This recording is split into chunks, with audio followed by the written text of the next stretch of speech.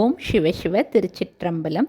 அரண்கதைகள் 1000 நிகழ்ச்சியில் இன்னைக்கு சென்னை மயிலாப்பூர் கபாலீஸ்வரர் கோயில் பற்றிய புராணங்களை தெரிஞ்சுக்க போகிறோம்.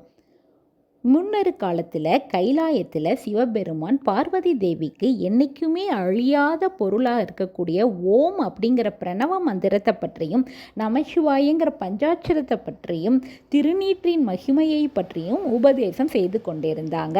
அப்போது தோகை விரித்து ஆடிக்கொண்டிருந்த ஒரு மயில் மேலே பார்வதி தேவியோட கவனம் சிதறிச்சு. பார்வதி தேவியால் அந்த உபதேசத்தில் கவனத்தை செலுத்த முடியல.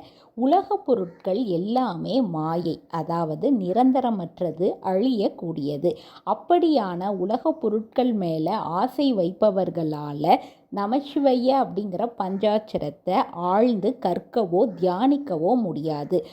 இந்த உண்மையை உமாதேவிக்கு புரிய வைக்கணும் அப்படிங்கிறதுக்காக உமாதேவியை மண்ணில் உலகில் அவர்கள் விரும்பிய அதே மயிலாகவே பிறக்கும்படி சிவபெருமான் சொன்னாங்க. சிவபெருமானோட ஆணையை ஏற்று பார்வதி தேவியும் மண்ணில் மயிலாக பிறந்தாங்க. அப்படி அவர் மயிலாக பிறந்த இந்த ஸ்தலம்தான் மயிலாப்பூர் அப்படின்னு சொல்லப்படுது. பார்வதி தேவி மயிலாக பிறந்த போதும் சிவபெருமான் மீது இருந்த அன்பு கொஞ்சம் கூட குறையல. அவங்க புன்னை மரத்துக்கு கீழே இருந்த ஒரு சிவலிங்கத்துக்கு மயிலாக இருந்தபடியே பூக்களை கொண்டு பூஜை செய்ய துவங்கினாங்க. பார்வதி தேவியோட பூஜையும் பக்தியும் நாளுக்கு நாள் அதிகமாகிக்கொண்டே இருந்துச்சு. அவங்க தவ வலிமையும் கூடிக்கொண்டே இருந்தது. அதை பார்த்த சிவபெருமான் ஒரு பிச்சாடன ரூபத்தில் பிரம்மனுடைய கபாலத்தை கையில் ஏந்தியபடி மயில் ரூபத்தில் இருக்கக்கூடிய உமாதேவியை நோக்கி வந்தாங்க. உமாதேவி சிவபெருமான அடையாளம் கண்டு அவர்களை வணங்கினாங்க. பார்வதி தேவி பஞ்சாட்சரத்தின் வடிவமாக இருக்கக்கூடிய சிவபெருமான அடையாளம் கண்டு கொண்டதுனால அவங்களுடைய மாயை நீங்கியதை எண்ணி மகிழ்ந்து சிவபெருமான் பார்வதி தேவியோட ரூபத்தை வழங்கி அவர்களோட மீண்டும் ஒன்றிணைஞ்சாங்க.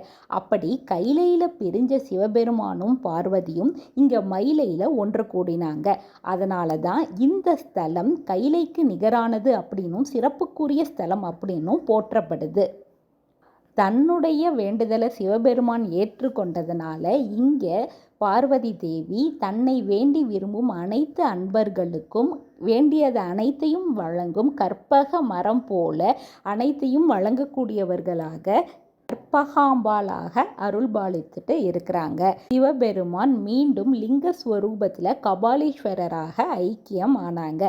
அது சரி, சிவபெருமான் ஏன் பிரம்மருடைய கபாலத்தை கையில் வச்சிட்டு இருக்கணும் அப்படின்னு தானே யோசிக்கிறீங்க. அதற்கான கதையை பார்க்கலாம்.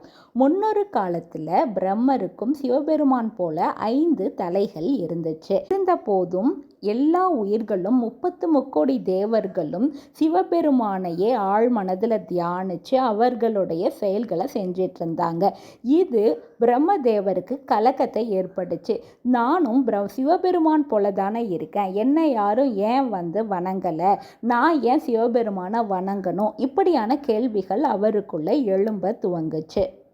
சிவபெருமான் ஆன்மாக்கள் அனைத்துக்கும் உள்ளிருந்து அவர்களை தொழிற்பட செய்து கொண்டு இருப்பவர். அவரை நம்ம சரியாக தியானிச்சா மட்டும்தான் நம்மளுடைய செயல்களை சரியாக செய்யவும் முடியும்.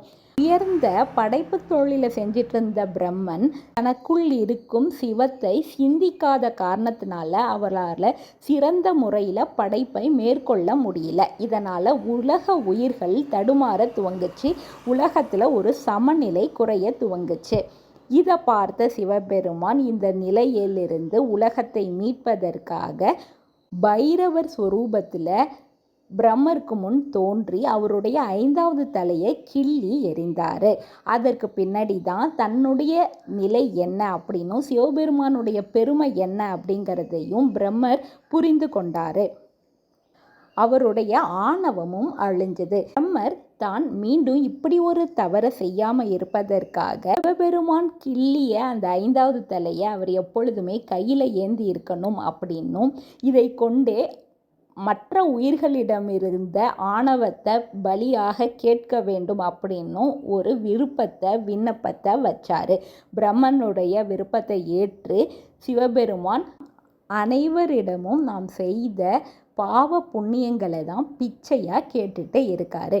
இப்படி நாம் செஞ்ச நல்லதையும் தீமையையும் சிவபெருமானுக்கு பிச்சையாக இடும் பொழுது நம் வினை அப்படிங்கிற குற்றத்திலிருந்து நீங்கி பிறவியாகிய சுழற்சியிலிருந்து விடுபட முடியும். இந்த கபாலீஸ்வரருக்கு திருஞான சம்பந்த பெருமான் தேவார பதிகங்களை பாடியிருக்கிறாங்க. தேவார பதிகம் பாடி பூம்பாவைங்கிற பெண்ணை சாம்பலிலிருந்து உயிர் பெறவும் செய்திருக்கிறாங்க. வருடங்களில் அனைத்து மாதத்திலும் திருவிழா காணக்கூடிய இந்த கபாலீஸ்வரரை நீங்களும் சென்று தரிசிக்க மறந்துடாதீங்க. உங்களுக்கு இந்த கதைகள் பிடித்திருந்தால் லைக் பண்ணுங்கள், உங்கள் ஃப்ரெண்ட்ஸ் மற்றும் ரிலேட்டிவ்ஸ்க்கு ஷேர் பண்ணுங்கள். திருச்சிற்றம்பலம். சிவாய நம.